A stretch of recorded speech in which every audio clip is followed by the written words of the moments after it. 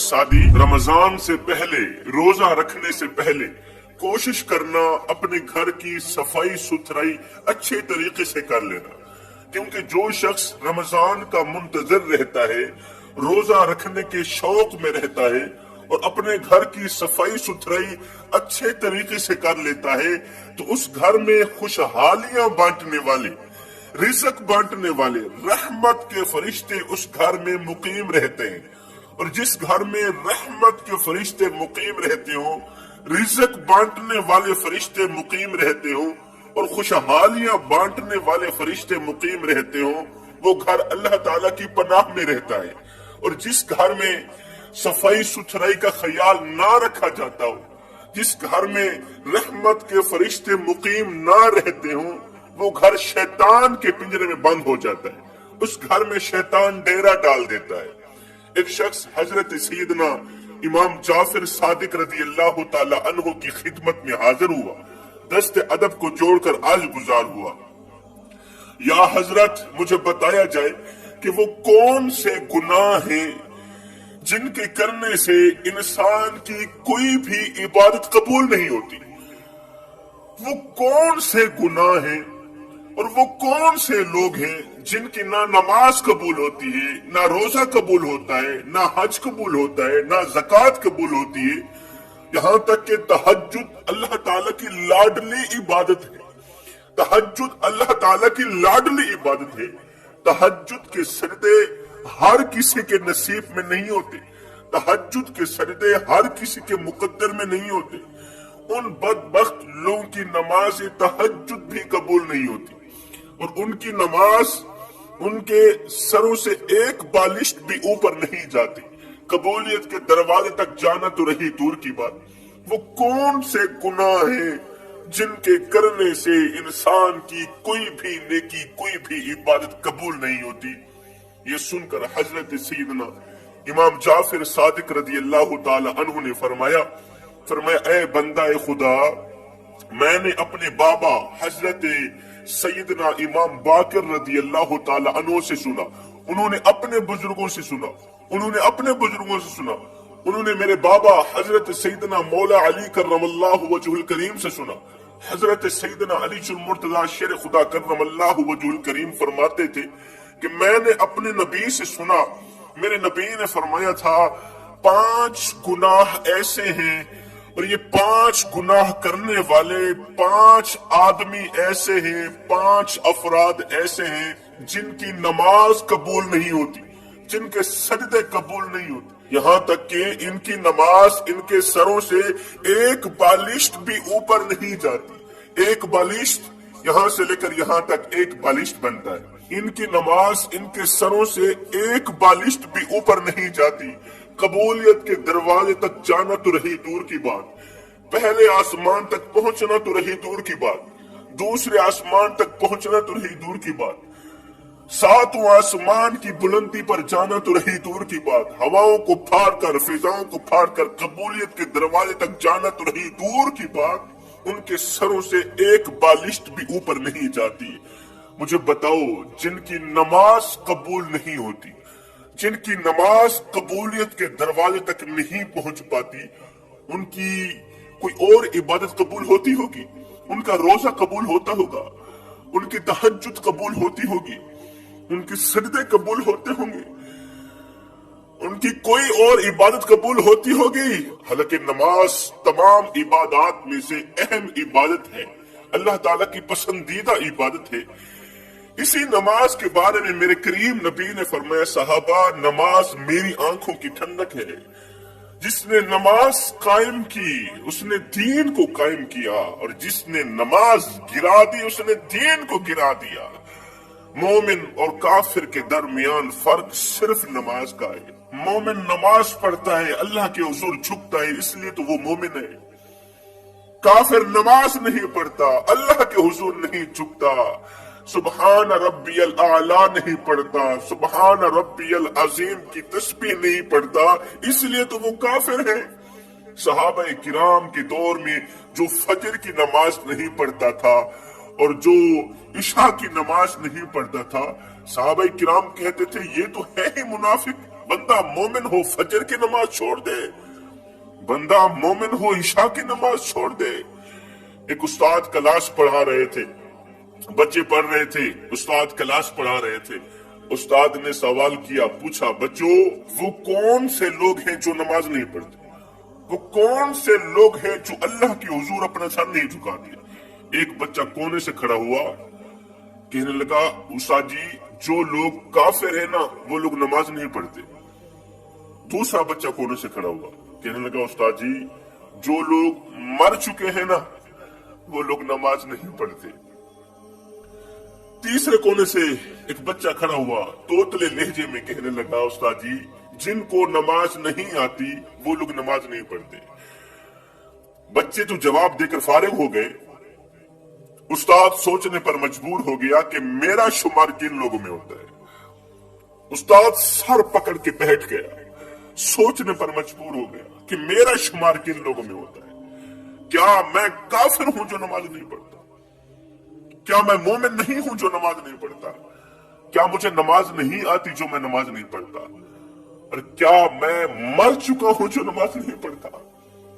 एक फकीर था, अल्लाह वाला था, उसने किसी जनाजे में शिरकत की। जनाजा पढ़ने के बाद जब मैयत को दफन करने लगे, तदफीन करने लगे, तो उस फकीर ने, अल्लाह वाले ने अजीज व अकारिब से पूछा कि अगर ये मरने वाला दोबारा दुनिया में आ भी जाए, पलट कर आ भी जाए, तो अब ये क्या करना पसंद करेगा?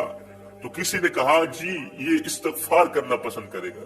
किसी ने कहा, अब ये कुरान पढ़ना पसंद करेगा, अब ये तौबा करना पसंद करेगा, अब ये अपने किए पर रोना पसंद करेगा, अल्लाह के हुजूर पुख्ता तौबा करना पसंद करेगा, अल्लाह के हुजूर सर झुकाना पसंद करेगा, नमाज पढ़ना पसंद करेगा, इस्तगफार करना पसंद करेगा। ये सुनकर फकीर अल्लाह वाले की चीख निकल गई, रो कर कहने लगा, ओ नादानो, मरने वाला तो ये काम नहीं कर सका, तुम जरूर कर लेना। मरने वाला तो नमाज नहीं पढ़ सका, तुम जरूर पढ़ लेना। मरने वाला तो रोजा नहीं रख सका, तुम जरूर रख लेना। मरने वाला तो कुरान नहीं पढ़ सका, तुम जरूर पढ़ लेना। पूछा गया, वो कौन से 5 गुनाह हैं जिनके करने से नमाज कबूल नहीं होती? जिनकी नमाज कबूल नहीं होती, उनका कोई भी अमल कबूल नहीं होता तब तक जब तक वो लोग पक्की तौबा नहीं कर लेते।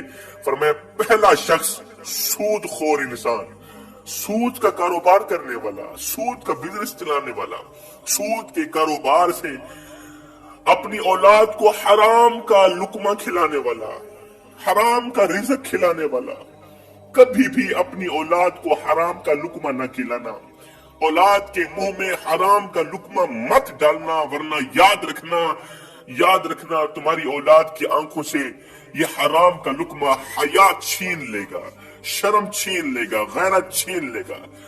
तुम औलाद के हाथों रुसवा हो जाओगे, बर्बाद हो जाओगे, जलील होते नजर आओगे। फिर क्या होगा? यही औलाद जिनको तुमने हलाल और हराम की तमीज किए बगैर कमाया, खिलाया, पिलाया, जब ये बड़ी होगी कोई इस तरह का करतूत करेगी, इस तरह का गुनाह करेगी, इस तरह की घटिया हरकत करेगी कि इन्हीं की घटिया हरकत की वजह से तुम्हारी इज्जत वाली पगड़ी किसी कमीने के पांव तले रो दी जाएगी। तुम्हारी इज्जत वाली पगड़ी खाक में मिला के रख देगी। कहीं ऐसा ना हो कि सर उठा के चलने वाला बाप कहीं उसका औलाद की वजह से सर झुक भी ना जाए। इसलिए कोशिश करना अपनी औलाद को हलाल का लुकमा कमा कर खिलाना। आज कोई भी बाप ये नहीं चाहता कि मेरी औलाद की आंखों में हया कोई ना हो, औलाद की आंखों में गैरत ना हो। दूसरा गुनाह, दूसरा शख्स शिर्क करने वाला।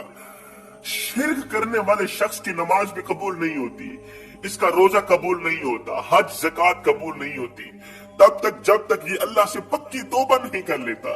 मेरे नबी ने फरमाया, सहाबा शिर्क से बचना, शिर्क तुम्हारी नेकियों को इस तरह खाता है जिस तरह आग लकड़ियों को खाती है। आज आप देखते नहीं है, जब हम औलिया किराम के मजार पर जाते हैं, अल्लाह के नेक लोगों के मजारात पर जाते हैं, फातिहा पढ़ने के बजाय, उनके दराजात की बुलंदी की दुआ मांगने के बजाय, उनका वसीला मांगने के बजाय, वो अल्लाह के नेक लोग थे, अल्लाह के महबूब लोग थे, उनका सदका मांगने के बजाय हम उनके आगे अपने सर झुकाए बैठे होते हैं, हम मजार को सजदा कर रहे होते हैं। ये शिर्क नहीं है तो क्या है? सजदा सिर्फ अल्लाह की जात को किया जाए, सिर्फ अल्लाह के आगे झुकना और किसी के आगे नहीं झुकना। ادب اپنی جگہ پہ ہے، احترام اپنی جگہ پہ، پیار اپنی جگہ پہ، محبت اپنی جگہ پہ۔ میں کہتا ہوں جب بھی مانگنا اللہ سے مانگنا اور مصطفیٰ کریم کا صدقہ مانگنا۔ مصطفیٰ کریم کا صدقہ مانگنے سے کیا ہوگا؟ مانگنے سے پہلے پہلے ہی اللہ تعالیٰ تمہیں عطا کر دے گا۔ رب کو پانے کی کوشش کرو جوانوں، جب رب تمہارا ہو گیا تو پھر سب تمہارا ہو گیا۔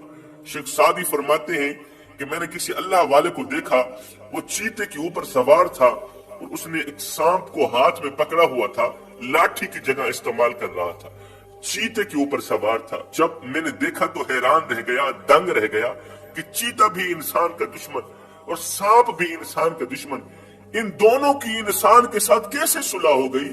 میں نے اس اللہ والے سے پوچھا، وہ اللہ والے، چیتا بھی انسان کا دشمن ہے، سانپ بھی انسان کا دشمن ہے، ان دونوں کی تیرے ساتھ کیسے صلح ہو گئی؟ تو اس اللہ والے نے کہا، شیخ سعدی، جب سے میں نے اللہ سے صلح کی انہوں نے مجھ سے صلح کر لی، جب سے میں نے اللہ سے دوستی کی ان جانوروں نے مجھ سے دوستی کر لی۔ فرمایا رب کو پانے کی کوشش کرو، جب رب تمہارا ہو گیا تو پھر سب تمہارا ہو گیا۔ سنو، رب کے عشق میں، مدینے والے کی محبت میں ایک وہ مقام بھی آتا ہے کہ دعا تو رہی بڑی دور کی بات، انسان صرف سوچتا ہے اللہ پوری کر دیتا ہے۔ تیسرا گناہ، بہت بڑا گناہ، وہ ہے والدین کی نافرمانی، والدین کو دکھ دینا، والدین کو درد دینا، والدین کی عزت والی پگڑی خاک میں ملانا، یہ بہت بڑا گناہ ہے، اللہ تعالیٰ کا ناپسندیدہ گناہ ہے۔ ایسے شخص پر اللہ تعالیٰ کی طرف سے قہر پڑتا ہے، اللہ تعالیٰ کی طرف سے عذاب برستا ہے، جو والدین کی عزت والی پگڑی خاک میں ملاتے ہیں۔ اس لیے کوشش کرنا کوئی ایسی گھٹیا حرکت مت کرنا، کوئی ایسا کارنامہ سر انجام مت دینا کہ تمہارے کالے کرتوت کی وجہ سے، تمہاری گھٹیا حرکت کی وجہ سے تمہارے بوڑھے باپ کی عزت والی پگڑی، عزت دار باپ کی عزت والی پگڑی کسی کمینے کے پاؤں تلے نہ رودی جائے۔ فرمایا چوتھی، ایسی عورت جو اس حال میں رات گزارے، اس حال میں رات گزارے کہ اس کا شوہر اس پر ناراض ہو، اس کا شوہر اس پر خفا ہو، ایسی عورت کی نماز بھی قبول نہیں ہوتی تب تک جب تک وہ اپنے شوہر کو راضی نہیں کر لیتی۔ میاں بیوی کے درمیان بات ہو جاتی ہے، تلخ کلامی ہو جاتی ہے، اختلافات ہو جاتے ہیں، لڑائی جھگڑا ہو جاتا ہے، تو میں ہو جاتی ہے۔ فرماتے ہیں رات کے آنے سے پہلے پہلے ہی صلح کر لو، رات کے آنے سے پہلے پہلے ہی یہ نفرتیں، یہ کدورتیں ختم کر دو، ورنہ کہیں ایسا نہ ہو کہ پوری رات اللہ تعالیٰ کے غضب کا نشانہ بنے رہو۔ اس لیے میں کہتا ہوں نفرتوں کو کاٹ دو، نفرتیں مٹاؤ، محبتیں بڑھاؤ، نفرتیں ختم کرو، محبتیں بڑھاؤ۔ اگر میں آپ کے بچوں سے پیار کروں تو میں آپ کو کتنا اچھا لگوں گا، اور اگر آپ میرے بچوں سے پیار کریں گے تو آپ مجھے کتنے اچھے لگیں گے۔ تو جب ہم سب لوگ کریم آقا کی غریب امت سے پیار کریں گے تو کریم آقا کو کتنے اچھے لگیں گے۔ اور فرمایا پانچواں گناہ غیبت کرنا، غیبت کرنے والے شخص کی نماز بھی قبول نہیں ہوتی، کیونکہ غیبت اللہ تعالیٰ کا بہت ہی ناپسندیدہ عمل ہے۔ وہاں کی سن کر یہاں لگانا، یہاں کی سن کر وہاں لگانا، پھر دونوں بھائیوں کو، دونوں پارٹیوں کو آپس میں لڑانا، لڑا کے پھر تماشا دیکھتے رہنا۔ سنو، ویسے تو اللہ تعالیٰ ہر وقت قریب رہتا ہے، لیکن رمضان کے مہینے میں اور زیادہ قریب ہو جاتا ہے۔ وہ کس طرح قریب ہو جاتا ہے؟ رمضان المبارک کے مہینے میں اللہ تعالیٰ 7ویں آسمان سے پہلے آسمان پر آ جاتا ہے، 7ویں آسمان سے پہلے آسمان پر آ جاتا ہے اور دنیا کے لوگوں پر اپنی نظر رحمت فرماتا ہے، رحمت الہی کا نزول ہوتا ہے۔ پھر اللہ تعالیٰ فرماتا ہے کوئی مجھ سے بخشش طلب کرنے والا، میں ان کو بخش دوں، ہے کوئی مغفرت طلب کرنے والا، آج میں ان کی مغفرت کر دوں، ہے کوئی توبہ کرنے والا، آج میں ان کی توبہ قبول کروں، ہے کوئی مجھ سے حلال رزق طلب کرنے والا، حلال رزق مانگنے والا، میں اس کی خالی جھولی کو بھر دوں، رزق سے مالا مال کر دوں۔ میں دعا کرتا ہوں اللہ ان 5 گناہوں سے ہمیں جلد از جلد توبہ کرنے کی توفیق عطا فرما، آمین ثم آمین، وما علینا الا البلاغ المبین۔